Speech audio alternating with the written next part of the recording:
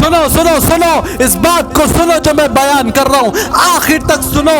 امام ظاہری رحمہ اللہ حضرت عروہ رحمہ اللہ سے روایت کرتے ہیں کہ حضرت عائشہ صدیقہ رضی اللہ تعالی عنہا شاعر لبید کا یہ شعر پڑھا کرتی تھی۔ وہ لوگ رخصت ہو گئے جس کے زیر سایہ زندگی بسر ہوا کرتی تھی، اور میں نکمے قسم کے لوگوں میں پڑا رہ گیا ہوں۔ جب حضرت عائشہ صدیقہ رضی اللہ تعالی عنہا نے لبید کا یہ شعر پڑھا تو بڑے تعجب سے فرمایا، عجیب بات ہے، لبید نے اپنے زمانے والوں کے بارے میں یہ بات کہی۔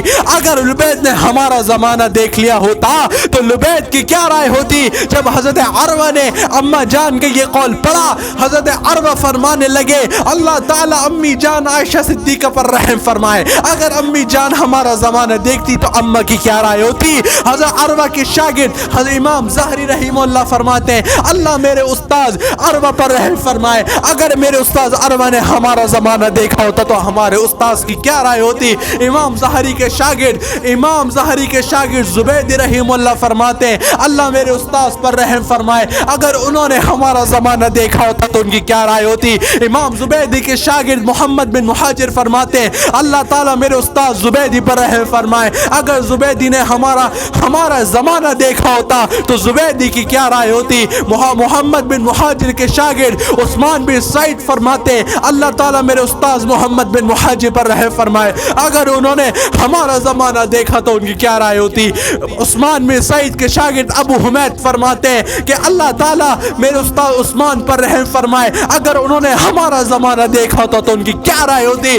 ابو حمید کے شاگرد امام ابن جریر فرماتے ہیں کہ اللہ میرے استاذ ابو حمید پر رحم فرمائے، اگر انہوں نے ہمارا زمانہ پایا ہوتا تو ہمارے استاذ کی کیا رائے ہوتی؟ ارے میں کہتا ہوں اللہ ان تمام نفوس قدسیہ پر رحم فرمائے، اگر انہوں نے ہمارا زمانہ دیکھا ہوتا تو ان کی کیا رائے ہوتی؟ جس زمانے میں عورت کے جسم سے چادر اتر جائے، جس زمانے میں جوان کے اوپر سے شجاعت کے اثرات ختم ہو جائے، جس زمانے میں بیٹی اپنے باپ بھائی کے سامنے نچنگی بن جائے، اس زمانے میں اگر یہ لوگ ہوتے تو کیا رائے ہوتی؟ جس دور میں شراب کو مختلف شربتوں کے نام دے کر پیا جاتا ہو، جس زمانے میں سود عام ہو چکا ہو، جس زمانے میں رشوت عام ہو چکی ہو، جس زمانے میں ماں بہن کا فرق نہ رہ چکا ہو، میرے بھائیوں یہ میں کھلے عام کہتا ہوں، اگر آج ایک بھی صحابی زندہ ہوتا، آج میرے نبی کا ایک بھی صحابی زندہ ہوتا تو آج 2 ارب مسلمانوں کو مسلمان ماننے کے لیے تیار نہیں رہتا۔ ان کی حرکتوں کی وجہ سے آج یہ جو 57 اسلامی ملک ہیں، ان کے جو نام نہاد مسلمان حکمران ہیں، ان کی حرکتوں کو دیکھ کر ایک صحابی مجھے بتاؤ، ایک صحابی بھی ان کو مسلمان ماننے کے لیے تیار نہیں رہتا۔